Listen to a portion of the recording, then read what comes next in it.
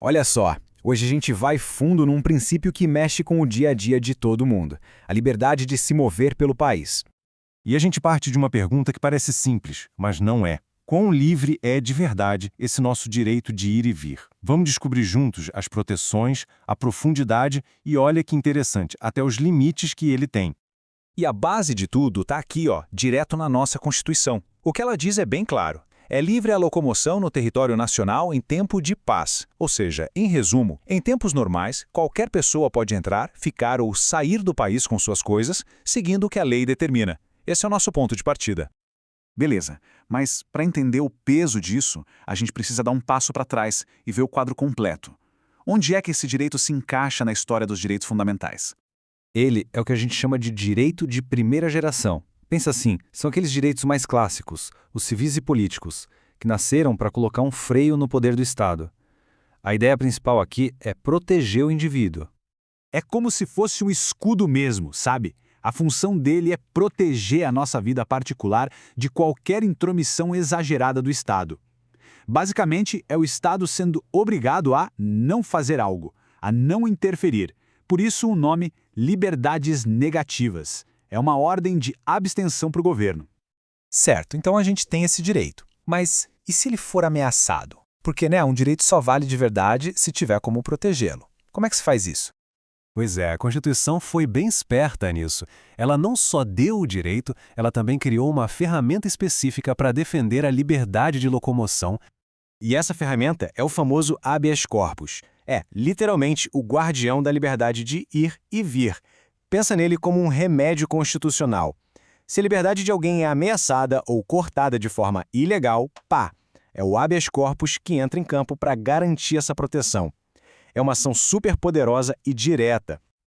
Ok, então temos o direito e temos o guardião dele. Parece tudo perfeito, né? Mas será que essa liberdade é total, sem limites? A resposta é não. E aqui a conversa fica ainda mais interessante.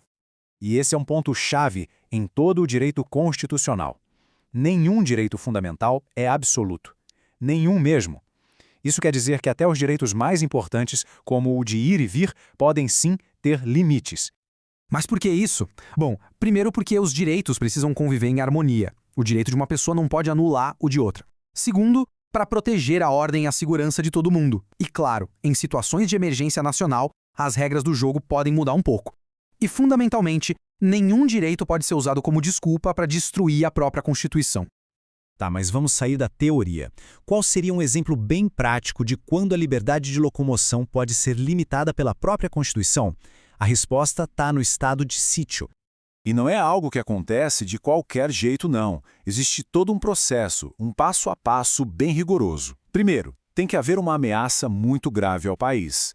Aí, o presidente pede autorização ao Congresso Nacional. Só se o Congresso aprovar é que o estado de sítio é declarado. E só então, alguns direitos, como o de ir e vir, podem ser suspensos. Ou seja, não é uma decisão de uma pessoa só.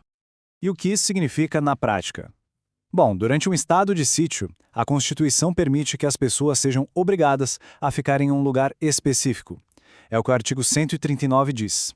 Aquela liberdade total de ir e vir dá lugar, temporariamente, a uma obrigação de permanecer. Então vamos amarrar as pontas o que a gente viu aqui. Primeiro, que o direito de ir e vir é um daqueles direitos fundamentais de primeira geração. Segundo, que ele não está sozinho, tem um guardião poderoso, o habeas corpus, para protegê-lo. E terceiro, ele não é absoluto. Em situações muito, mas muito excepcionais, como o estado de sítio, ele pode ser legalmente limitado. É uma estrutura completa: o direito, a proteção e a exceção. Isso tudo nos deixa com a reflexão final, né? Num mundo que está cada vez mais complicado, como é que a gente encontra o equilíbrio perfeito entre a liberdade de cada um e a segurança de todo mundo? Não tem resposta fácil. É uma balança que nós, como sociedade, precisamos ajustar o tempo todo. E a forma como fazemos isso diz muito sobre quem somos.